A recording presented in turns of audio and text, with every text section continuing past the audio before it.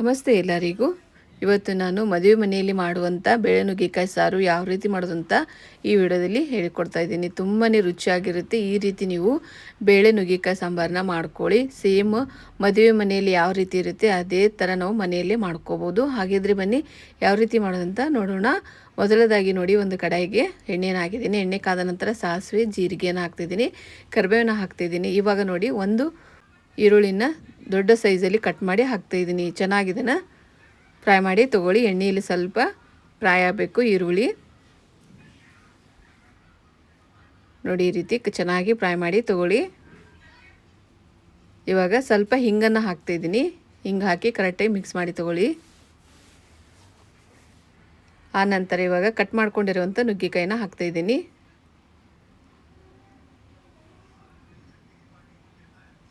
ಹಾಕಿ ಕರೆಕ್ಟಾಗಿ ಮಿಕ್ಸ್ ಮಾಡಿ ತೊಗೊಳ್ಳಿ. ಎಣ್ಣೆಯಲ್ಲಿ ಸ್ವಲ್ಪ ಒಗ್ಗರಣೆಯಲ್ಲಿ ಸ್ವಲ್ಪ ಒಂದೆರಡು ನಿಮಿಷ ಚೆನ್ನಾಗಿ ಇದನ್ನು ಮಿಕ್ಸ್ ಮಾಡಿ ತೊಗೊಳ್ಳಿ. ಇವಾಗ ಅರಿಶಿನ ಹಾಕ್ತಾಯಿದ್ದೀನಿ.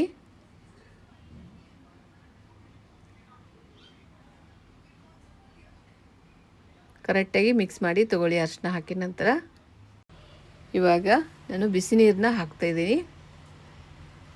ನಾನು ಇವಾಗ ಸ್ವಲ್ಪ ಉಪ್ಪನ್ನು ಹಾಕಿದ್ದೀನಿ. ಉಪ್ಪು ಹಾಕುವಾಗ ಕ್ಲಿಪ್ಪು ಸ್ಕಿಪ್ ಆಗಿದೆ. ಇವಾಗ ಬಿಸಿನೀರನ್ನ ಹಾಕ್ತಾಯಿದ್ದೀನಿ. ನೋಡಿ, ಸ್ವಲ್ಪ ಉಪ್ಪು ಹಾಕ್ಕೊಂಡು ನುಗ್ಗೆಕಾಯಿನ ಬೇಯಿಸ್ಕೋಬೇಕು. ಇವಾಗ ಬಿಸಿನೀರನ್ನ ಹಾಕಿ ಕರೆಕ್ಟಾಗಿ ಇದನ್ನು ಮಿಕ್ಸ್ ಮಾಡಿಕೊಂಡು 10 ನಿಮಿಷ ಚೆನ್ನಾಗಿ ಬೇಯಿಸಿ ತಗೊಳ್ಳಿ. ಉಪ್ಪು ಹಾಕಲಿಲ್ಲ ಅಂದರೆ ನುಗ್ಗೆಕಾಯಿ ಸಪ್ಪೆ ಸಪ್ಪೆ ಆಗುತ್ತೆ. ಅದಕ್ಕೋಸ್ಕರ ಇವಾಗ ಲಿಡ್ ಕ್ಲೋಸ್ ಮಾಡಿಕೊಂಡು 10 ನಿಮಿಷ ಬೇಯಿಸಿ ತೊಗೋತಾ ಇದ್ದೀನಿ. ಇವಾಗ ರುಬ್ಬಕ್ಕೋಸ್ಕರ ನಾನು ಒಂದು ಬೌಲಷ್ಟು ಹಸಿ ಕೊಬ್ಬರಿನ ತೊಗೊಂಡಿದ್ದೀನಿ. ಚಿಕ್ಕ ಬೌಲ್ ಇದೆ. ಇವಾಗ ಜೀರಿಗೆ ಹಾಕ್ತಾಯಿದ್ದೀನಿ.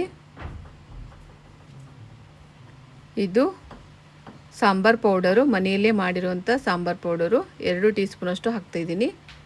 ಕೊತ್ತಂಬರಿ ಇದಿಷ್ಟನ್ನ ಹಾಕಿ ಸ್ವಲ್ಪ ನೀರನ್ನು ಸೇರಿಸಿ ರುಬ್ಬಿ ತೊಗೋಬೇಕು. ಇವಾಗ 10 ನಿಮಿಷ ಆಗಿದೆ. ನೋಡಿ, ಚೆನ್ನಾಗಿ ನುಗ್ಗೆಕಾಯಿ ಬೆಂದಿವೆ.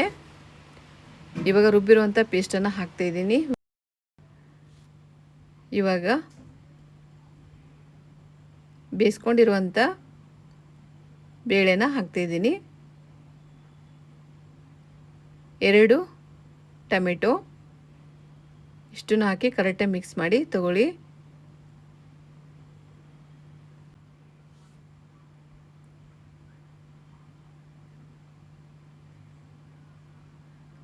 ಇವಾಗ ಸ್ವಲ್ಪ ನೀರನ್ನು ಸೇರಿಸ್ಕೋಬೇಕು.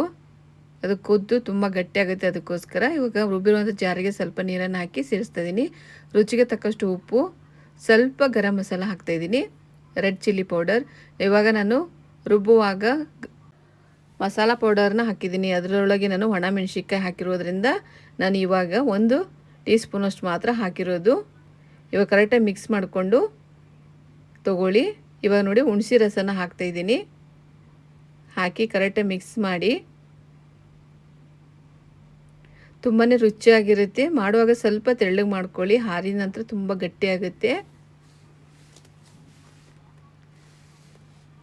ಕರೆಕ್ಟಾಗಿ ಕುದಿಸ್ಕೊಂಡು ತೊಗೊಳ್ಳಿ. ಇವಾಗ ಕರೆಕ್ಟಾಗಿ ಆಗಿದೆ ನೋಡಿ.